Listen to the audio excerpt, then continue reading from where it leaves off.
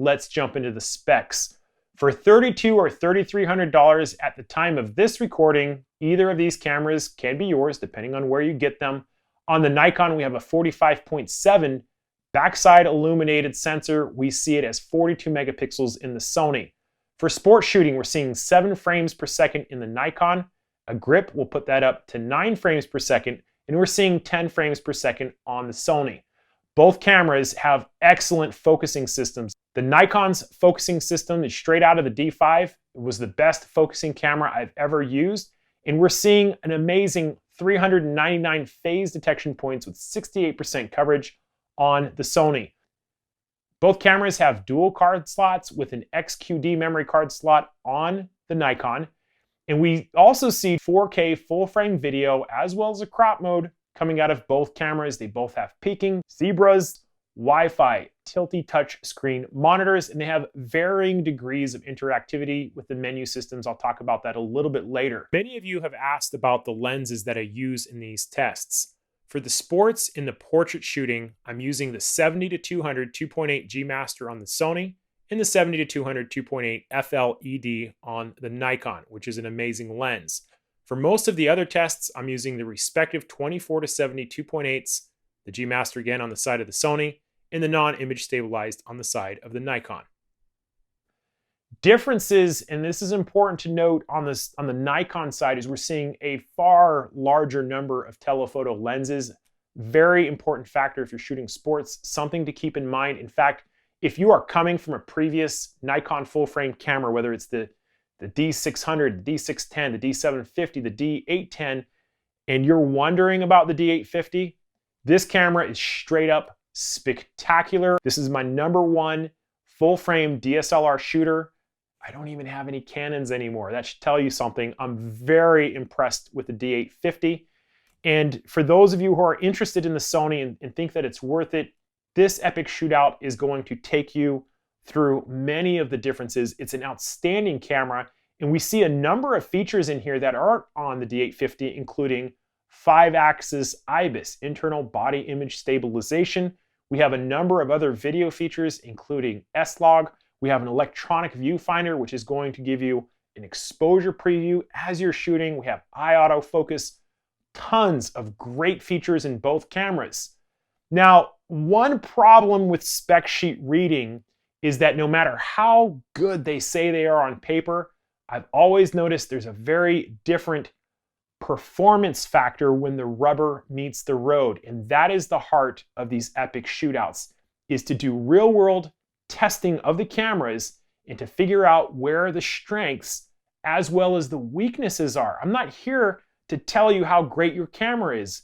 The reason I do these and the reason why I'm willing to upset so many people to talk about the weaknesses is because I know what it's like to save $2,000 or $3,000 for years and buy my first really nice DSLR camera. I've been there, and I want to be the guy in your back pocket that you know you can count on and think Michael is going to tell me the way it is. And it's cost me subscribers and I've upset a lot of people because I find things with cameras that nobody's willing to talk about. I have no affiliation with Sony or Nikon or any camera manufacturer, and I do not attend pre-release press events. It's a very important thing to me. If there's any question about the methodologies that I use, I am completely transparent. In the past, many of you have made suggestions that have improved the testing, and what I'm going for is creating the world's greatest camera reviews. In a world where YouTube videos are 3 to 5 minutes long, I'm still one of the few people doing 30 or 40-minute camera reviews. As amazing as both of these cameras are, something I have to emphasize is that the skills of the photographer are always more important than the camera they're using. I think my tutorials are the best in the world. Maybe that's arrogant, but I'm willing to stand by it with a 100% money back guarantee. I'll put those links in the description. So as part of the testing, I really like to talk about focusing first. Let's go down to the park and give these cameras a spin. In my sports servo tests with mirrorless cameras, the first thing right off the bat I do is to test whether or not it can achieve focusing during a burst while zooming. I've seen this problem on many Sony mirrorless cameras in the past, including the A9, And unfortunately, the A7R III also has this limitation, specifically while zooming in. Second important note is that Nikon makes a battery grip that will increase your frames per second from 7 to 9. It's expensive, but might be worth it to sports shooters who need those extra 2 frames per second. I'm personally testing it without the grip. Third important note, on the A7R III, there are brackets that you can turn on that will help you see where the phase detection points are. I tested the contrast areas only as well, and I can tell you they did not do very good. If you're a sports shooter with the A7R III, turn those brackets on and stay within them when using a single square, which is what I did for these results. For side-to-side motion of a moving subject, the Nikon D850 scored a 98% and the A7R III scored a perfect 100%. For a subject moving forward into good front light, the D850 scored a 98% with the A7R III scoring an 82% while zooming out and a 90% with no zooming. For a subject moving away into strong backlight, the D850 scored a 96% with the A7R III scoring an 85% with no zooming and a 25% while zooming in. This continues to be something that I've seen time and again on Sony cameras. However, if you just don't zoom in during a burst, you should be okay.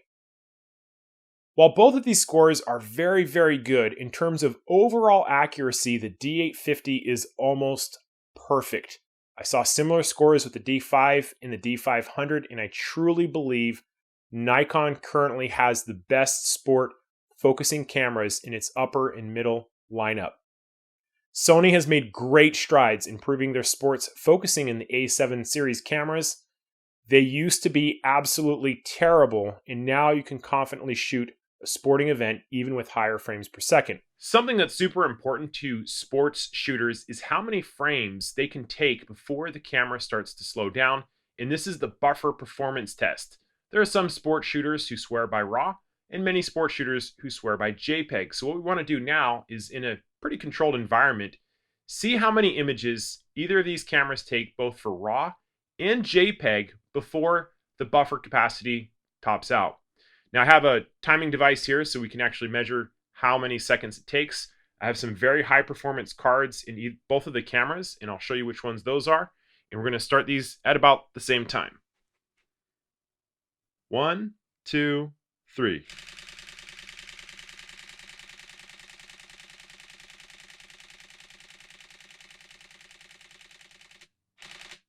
There it goes, about 10 seconds. So we'll be able to go in. You can see that we have this buffer meter here. It's telling us as it's writing to the memory card. There is also on the side a little bar that got shorter and shorter, so you could visually see as you're shooting how many shots you have left. But it looked like it was about maybe 70 or 80, something like that. Something that's cool is that we can't access the menu. This was a problem on the Sony A9, was that it actually locked us out. It doesn't do that now, and you see it's still writing, and there it is. So about 45 seconds. So the question you probably have is that when the buffer is writing to the memory card, can you reshoot? And I'll show you that real quick. So here's the bar on the side. There goes the buffer, it's writing.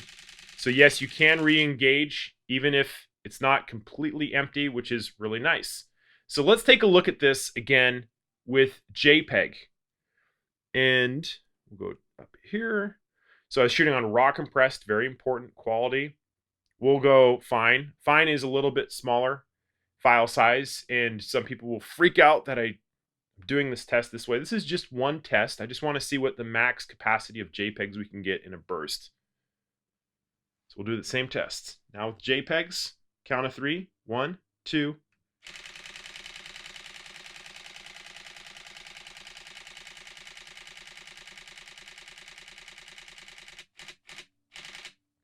Interesting. About 9 seconds again. Very interesting. Much smaller file size. Didn't seem to have much of an impact on the number of frames that we could shoot. So raw files are gigantic. Fine JPEG are tiny. And it didn't really seem to make that much of a difference. Let's see if writing makes a difference.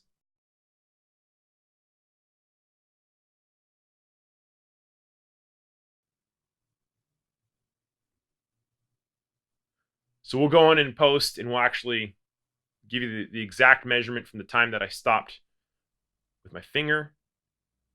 It looks to be pretty close. It's going to be about the same. Shot a little bit longer on that one. So very interesting. Looking at about 70 to 80 shots on both RAW and JPEG. Let's try the D850. So something I wanted to show you guys about the D850 is the inconsistency in the number of RAW files you're getting. This is something that's pretty easy to verify. I have a Sony XQD memory card. It is Sony tech. Strange the A7 series cameras don't have an XQD card. I really think they can benefit from them. We're going to have a buffer indicator light here just below the directional pad. It's green. You'll watch and see how fast it can clear the buffer out. But I wanted to show you guys that I am on RAW, and I am using lossless compressed for the RAW setting. There's RAW. Come in here. Compression's on. 14-bit. Set up, ready to go. I've formatted the memory card, so there's literally nothing in there. Count of 3, 1, 2.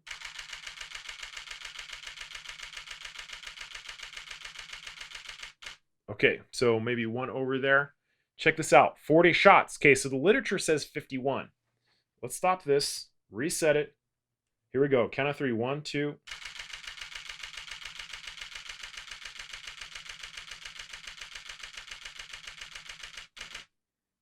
Maybe one or two over that. 92. So there is, even with the same card, even with the same camera settings, there is this inconsistency with the RAW buffer. Definitely the A7R3 is a better RAW shooter. If you do a lot of high frames per second in RAW, I think that's going to be your camera. However, if you're doing JPEG, let's take a look. We're going to come down to JPEG Fine and leave all the camera settings the same. Count of 3, 1, 2.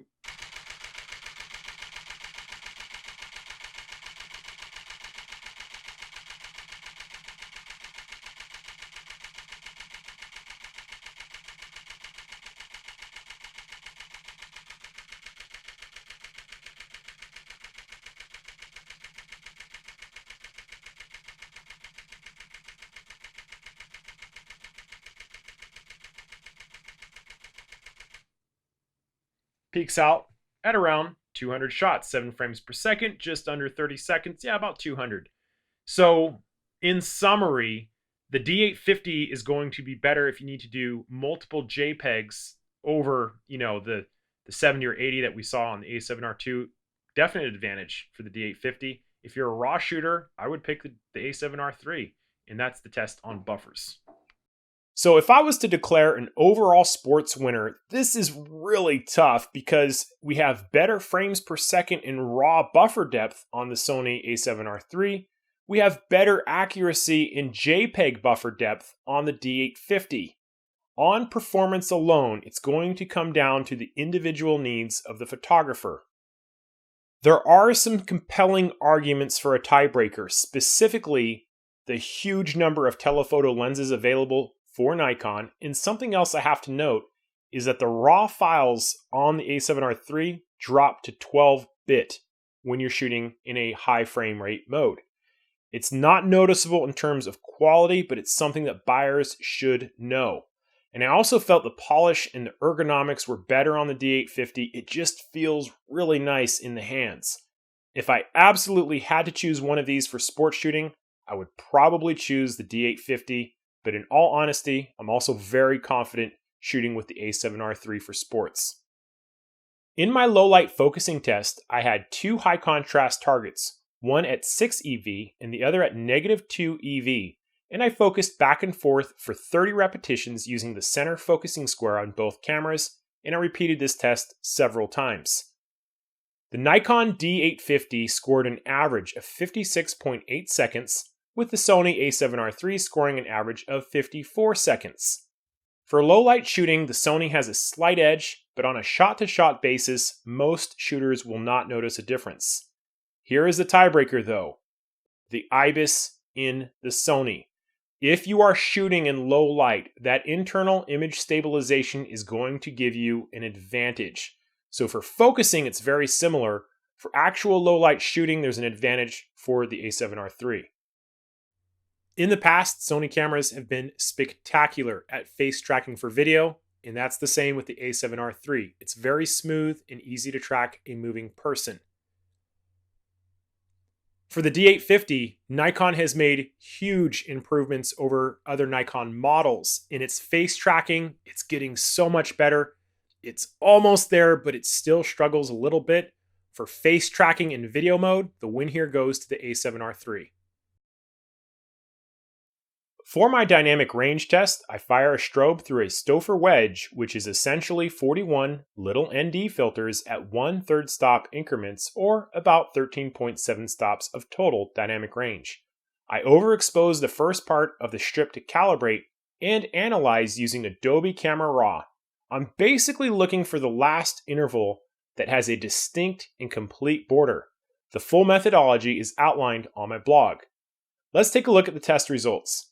At an ISO of 100, both cameras seem to peak out between steps 37 and 38. They are very comparable. Even raising the ISO to 1600, again, very comparable results, so close to a tie. However, if I were to choose a winner by means of a tiebreaker, I'm going to give the win to Nikon, and the reason is something called posterization that we continue to see at ISO 100 in Sony mirrorless cameras. Most shooters are not going to notice this. However, I've seen it too many times in Sony cameras, and it's something that I'm always looking for. Nikon does not have that problem, so very slight win here for the Nikon. One easy way to test the high ISO JPEG performance, because cameras clean up in camera, is to look at a color chart and also take some high ISO portraits. When we look at a color chart at lower ISOs, they are very comparable all the way up until about 12,000, 25,000, and we start to see an advantage for the Nikon. If you take a look at the green swatch on these color charts, it's very noticeable. Obviously, there's going to be some compression on YouTube. And then in a high ISO side-by-side portrait, 12,800, you can see that the color is also far better for the Nikon if you use auto white balance. It seemed like the Sony was struggling in low light if you use auto white balance. Sometimes those situations can be very tricky. This is a nice comparison in terms of how they perform side by side, but I think for JPEG noise, I think the Nikon has the advantage. Both cameras are capable of shooting full frame 4K video without a crop. They can also do 120 frames per second at 1080p. And there's also Super 35 mode on both the cameras. In the case of the Sony, it oversamples at 5K down to a 4K video, and it looks really good. The D850, for a full frame video DSLR, it's among the best I've ever seen, and it has acceptable bitrate files for the video, unlike what we saw on the 5D Mark IV. I do feel, in terms of overall quality, the Super 35 mode looks a little bit better on the A7R III. Take a look at these side-by-side Moire tests. We have a full frame here on the left, Super 35 on the right. In terms of Moire, it seems like there's some significant improvement for crop mode. But more importantly, look at the hairs on my neck. There's a lot more detail, and it's cleaner and sharper. So if that's important to you, you might want to shoot on the crop mode with the Sony. On the D850, we do not see Moire as much in either one. However, if I was to declare an overall Moire winner, it would be to the D850. On the other hand, full frame 4K video may have certain advantages when you are shooting in something like a low light condition. For the low light video test, something I wanted you guys to do is take a look at these two candle samples and choose which one you like the most. Now, what if I told you that the one on the right is at an ISO of 25,600 and the one on the left is at 12,800? Surprisingly, the Sony is about a stop better. I see it in the midtones in the candle. I also see it in the flame a little bit, but very impressive. If you bring in the 25,600 for the D850, you can see that it's at least a stop better in low light. That's just one man's opinion, but very impressive for low light ISO on both cameras. The A7R III has the advantage. If we record video for the color swatch, I'm I'm going to be honest, I'm just astonished at how good both of these cameras are in video at higher ISOs. It's just crazy. 6400, very comparable. And it isn't really until we get up to 25,600 we start to see differences in the charts. Again, the A7R III is very clean. I still think it has at least a stop advantage in this test. It really confirms to me that for low light video, Sony has an ISO noise advantage. For high ISOs and JPEGs, I think the Nikon has the edge, but in all reality, it's really close and you're not going to notice it until you get into very high ISOs. Rolling shutter is another video artifact that bends and sways vertical subjects when panning, and it makes it look like jello. Both cameras show rolling shutter in full frame as well as crop modes. There's no huge advantage that I'm seeing from one to the other. However, if you get stuck in a situation like this, try 1080. You might be able to reduce some of it. In the past, some of Sony's cameras get so hot that they overheat and shut down. And in this case, we can see that the D850 is registering a very cool 93 degrees Fahrenheit. The Sony A7R III peaks out around 97 to 98 degrees Fahrenheit. And interestingly, the hottest part on the Sony was the left side of the monitor. These were very reasonable temperatures for shooting 4K, and while I'm testing in a controlled, cool environment, I have not seen overheating on either camera. Grab a pen and a piece of paper for this next test and list it from 1 to 12. Pause the video if you need some extra time. I'm going to show you a dozen side-by-side portrait images and just write down whether you like the left image or the right image more. And at the end of this little quiz, I'll show you the answers and you can see which image quality you prefer out of which camera. This is your personal opinion, so there's no right or no wrong answers here. It's just which one you like more. Now, I intentionally mix up and not label these as to remove any bias you might have towards one brand or the other. And this is also what I refer to as the image quality test, which is essentially what type of images each camera produces. If you score in much more favor one over the other, you're probably going to be more happy with that camera. If the scores are even, then it's probably not going to matter as much.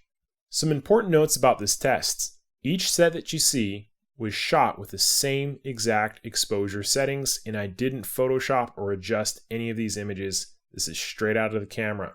We were a little bit pressed for time, but in the 2 hours we had, I tried to get as many different types of lighting shots possible, from harsh sunlight to backlight to shade to wide aperture, golden hour light, high ISO, post sunset, you name it.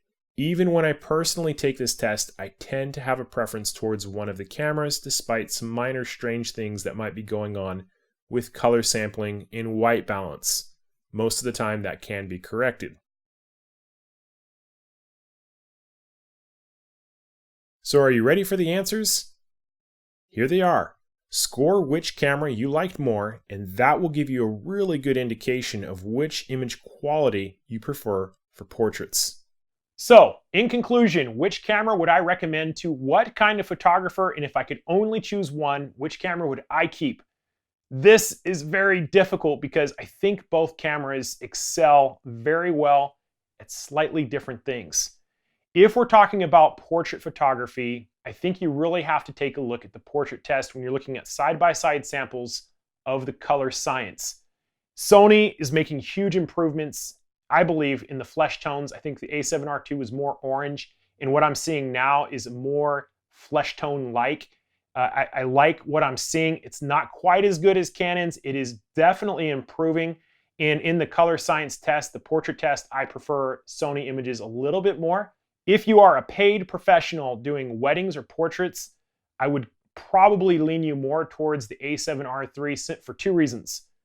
The electronic viewfinder is going to give you a prediction of the exposure before you even take it, so it's not as necessary to chimp and make sure you're on track. The second reason is the eye autofocus detection. It means you can just hit that, it locks in, it's very accurate. I've always believed this was a game changer. And so in the workflow of shooting, I think the A7R III has an advantage if you are a paid professional. When we're talking about landscape photography, again, I also believe they're really close to each other with a very slight advantage towards the Nikon in the dynamic range files. A lot of people may not like that. I thought they were very, very close for the most part. The A7R III has an advantage, however, in the dual pixel feature. So again, another toss-up. When we're talking about street photography, low light shooting, I believe the A7R III definitely has an advantage. At the end of my shoot with Krista the other night, we were leaving, it was dark, and I asked her to stand underneath a lamp. And looking through the viewfinder, again, I could bump up the ISO and see exactly where I was focusing, whereas with the D850, looking through the lens, I couldn't even see her. So huge advantages for shooting low light with the A7R III.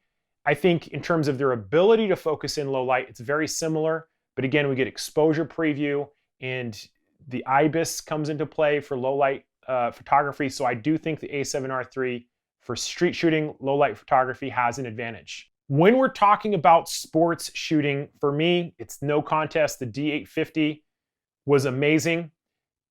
You know, there's the thing with the lenses. Obviously, there's a huge lineup of telephoto lenses for the Nikon that we don't have for the Sony. That's got to come into play. But beyond that, the focusing accuracy, the ability to zoom in and out, the speed at which the buffer cleared, we're talking in a completely different league. Now, the A7R III has made huge improvements over previous models, but I just feel the Nikon, if I was shooting a sporting event, I wouldn't even hesitate to grab it simply because of the accuracy, the ergonomics, the lens selection, the buffer clearing. This isn't to say that you can't shoot with the A7R III. We get more frames per second, we get more raw shots.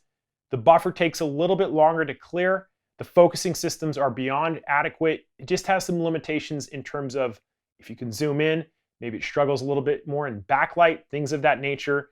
Again, I really feel the D850 is the way to go if you had to choose between the two. When we're taking a look at a video shooting camera, I have to give Nikon huge credit. It looks like their face detection and tracking is improving. It's definitely better than any other Nikon that I've seen. I just think that the face tracking is better on the A7R III. You can use it for tracking shots, pulling focus, everything's smoother. It's very good. It's on, I believe, the same level as the Canon dual pixel autofocus. Number of other things, the IBIS. So if you need to do a handheld shot, it's going to be a little bit smoother. We have things like S-Log. Both of them have problems with rolling shutter in Moire. I was disappointed in the Moire on the A7R III. You don't hear a lot of people talking about it. It's there. But all the other things that it brings to the table, I definitely feel the A7R III has the advantage for video shooting. So if my very best friend came to me and said, Michael, which of these cameras would you choose if you could only have one? That is a very difficult question to answer because as a portrait photographer, I look at the lens system with the camera body together, and I'm very happy with that 70-200 FLED lens paired with the D850. The resolution, the sharpness, the detail I'm getting out of that pair is astonishingly good, even though I prefer the color science a little bit more on the Sony. So for portrait photography, I want to use the Nikon. I just feel like I want to grab it and go shooting. The problem with this is I'm a video shooter 60 to 70% of the time. More of the time, I'm shooting video. And even though we see wonderful features added, the full frame and the crop video, they both look really good. I still feel like I would gravitate more towards the A7R III because we get things like S-Log and we get things like IBIS. And the tracking's a little bit better in the face, you know, so I use those tools when I'm shooting videos. I'm shooting for a CrossFit box, and it's a pleasure to shoot the video with the Sony system. So that's the answer I would give my very best friend. Not cut and dry. I think they're both great cameras. They're both very capable of many kinds of shooting, and we're really splitting hairs in terms of which one is a better tool for the job. And that's what I want you guys to take from this is I'm not ripping on your cameras. It's my responsibility to tell you in advance if I see a weakness or if I see an advantage so you can make an informed buying decision. So that is my epic shootout on the D850 versus the A7R III. Thank you guys so much for your patience. I know this is a little late coming out. I was in Puerto Rico. Thank you guys for supporting the filter program with Tony and Chelsea Northrup. That experience in Puerto Rico was one of the best of my life, and I'm deeply grateful to you guys in supporting me and letting me do that. In any event, if you decide to buy either one of these cameras and you're struggling to learn them, I am a great photography mentor and I have a crash course video on either camera. It's the fastest, easiest, most effective way to learn photography with your specific camera, and I stand by that with a 100% money-back guarantee. Thank you guys for watching, and I will see you next time. If you found this video helpful, you might be interested in one of my many camera or photography specialty courses. They're available by DVD and download and come with a 100% money-back guarantee. They can be ordered from the following link.